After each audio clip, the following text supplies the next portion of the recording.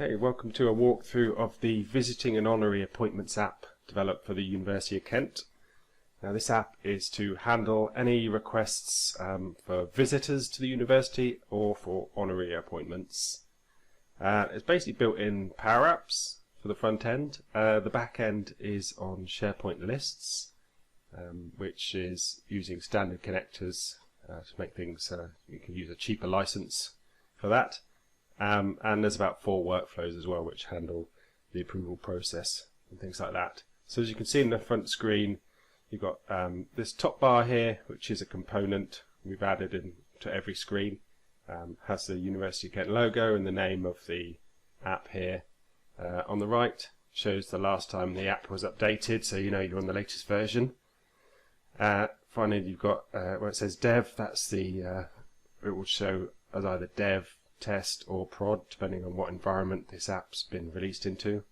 And of course the picture on the far right is the currently logged in user, which is me. So on the splash screen we've got a bit of text just to give some information on the visiting and honorary appointment process. Down below we've got a gallery of the visiting and honorary administrators for each school here. You can scroll across. See, you can then click each one and it will pop up a Outlook email automatically if you want to get in contact with those administrators.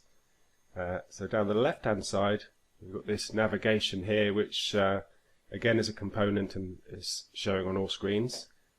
Security means that you can only get into the screens that you should have access to. Again, that's controlled from the SharePoint list in the background. And if you are a VH admin, HR immigration admin, school authorizer or divisional authorizer, you would be able to click into these areas like that. At the minute I'm not a VH admin, so I can't click that. Go back to home. So any user will be able to get into the visiting and honorary areas though. So let's walk through visiting first. So if you click this, it will first of all take you to a gallery which will show if you've got any draft or final requests in progress. You've also got a refresh button here, so you can refresh the list if there's been any recent changes. You can toggle here to look at draft or final requests. As you can see, I've got one final here in the list. You can click the create request button if you want to create a new one or another request, or if you click this card here, it will go into the existing request, and there's a bit of information on this card which shows the stage it's at and who it's been requested for and the requested date and the ID of the request itself. As you can see, if you click this, it will open up the actual request there. If I click cancel, I'll go back to the initial screen, and then I can just go create request. And it'll open up a blank request here. So these things are automatic: created date, what stage and team it's with at the moment. Current stage is now new and the team is applicant because it hasn't been submitted, and this is a new request. So the division and school is pulled from a SharePoint list at the moment. We've just got a couple in the list, and I'm going to use the test division. And as soon as you click the division, it will automatically save a draft for you. And I'll choose the school which is associated with that division, again, which is just test for now. I can enter my details here as the host.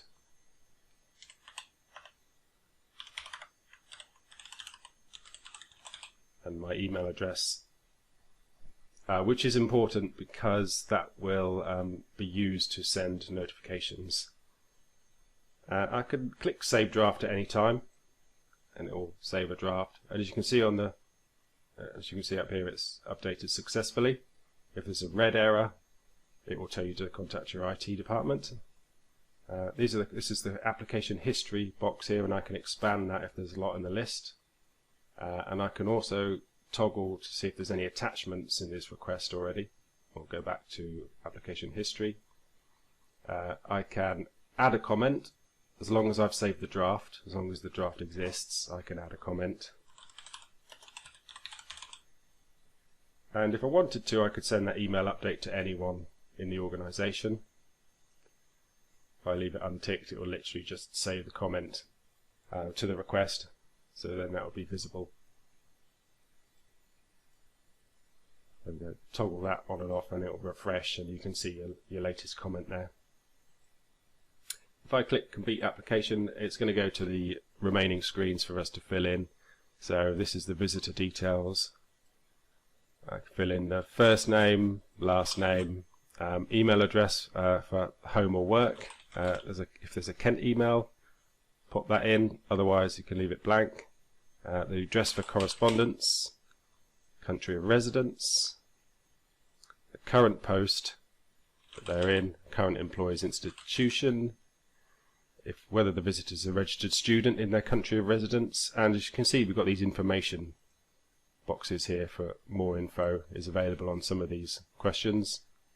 If you choose the nationality, if you choose anything other than a UK nationality, it's going to automatically tell you that they require a visa.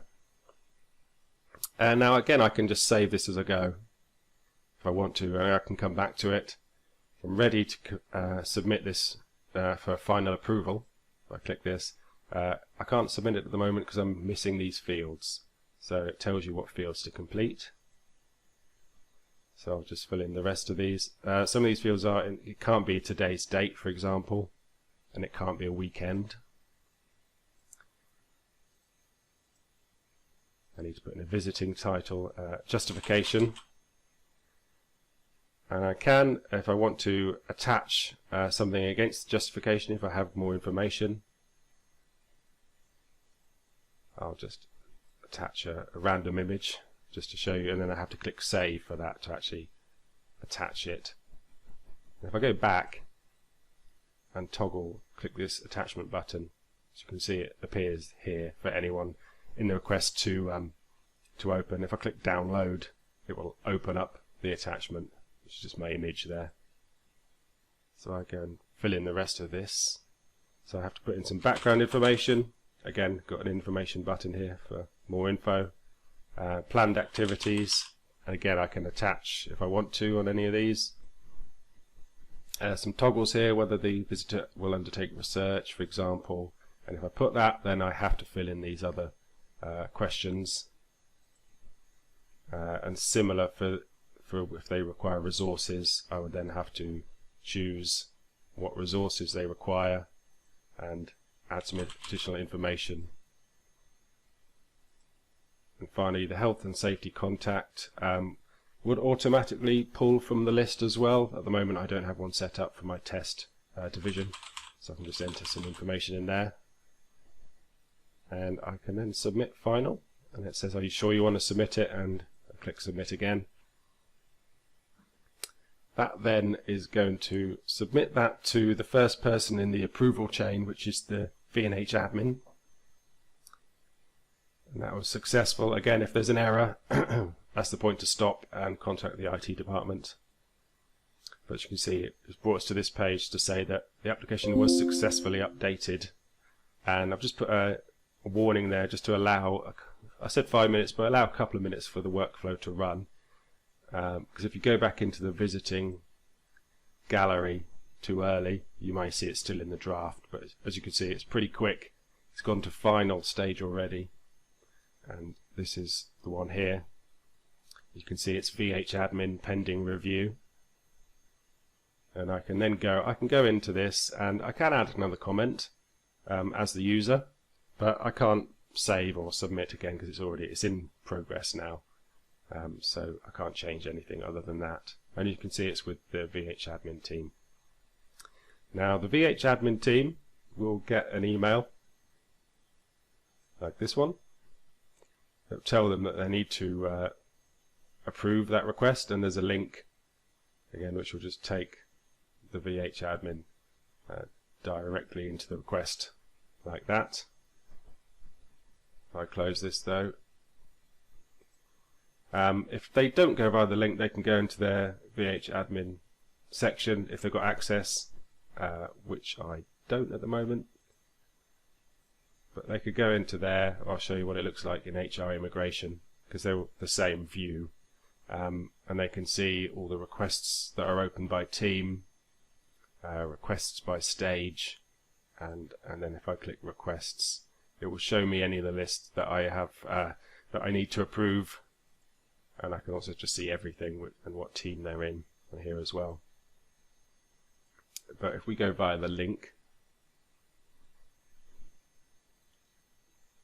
so as a VH admin, they will have the option to edit this application, so they could potentially make some changes and then save it.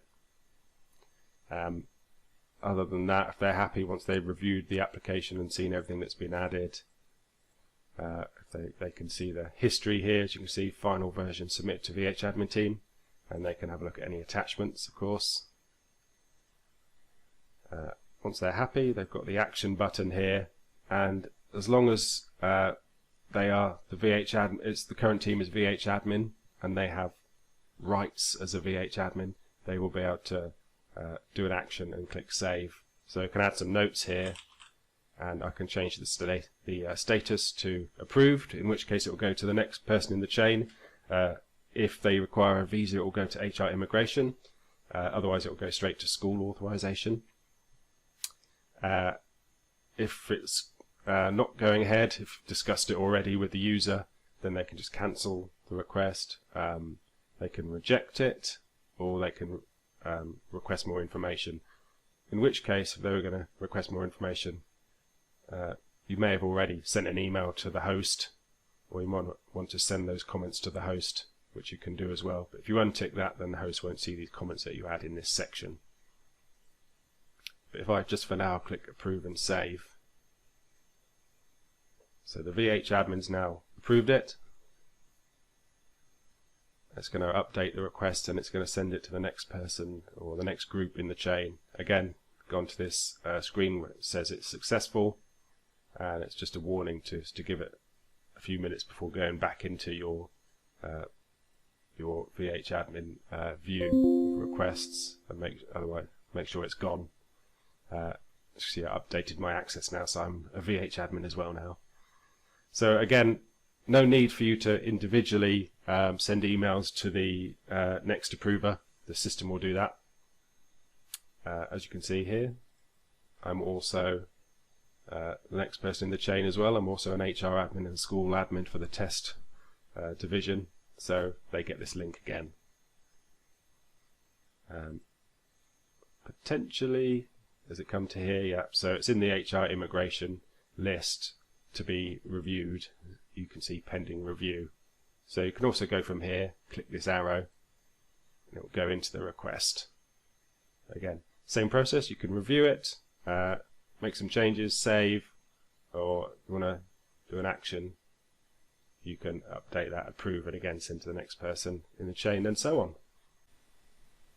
So the last thing to show you is just the honorary request section, which works in exactly the same way. So as a user, I could go into the honorary section instead if I want to request an honorary appointment at the university. So I can see in my drafts I've got a couple existing that I was testing on, and I've got a couple in the final stage as well. But if I just go create request, again exactly the same. The only difference here is the fields are slightly different. As you can see, if you click test division, it will save it automatically. This time you have to put in the staff members, title, first name, last name, and email.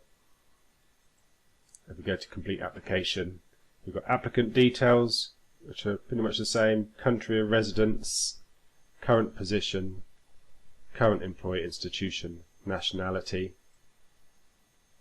And if we go to the next page, we've got the from and to dates, the honorary title that you would like to bestow, the rationale for appointment. Again, you can attach there, and if they're going to visit the university during the appointment, you toggle that to yes, and you can put the duration of visit here. That's going to automatically calculate for you, but you can override it if you need to, and any planned activities they want to do. And again, health and safety contact details are exactly the same. And once everything's filled in, you you save draft, submit at final, and again, exactly the same approval process. It will go to VH admin, HR immigration if required, the school authorization and divisional authorization. Okay, so that's a quick run through of the visiting and appointments, honorary appointments app for the University of Kent. Thanks for watching.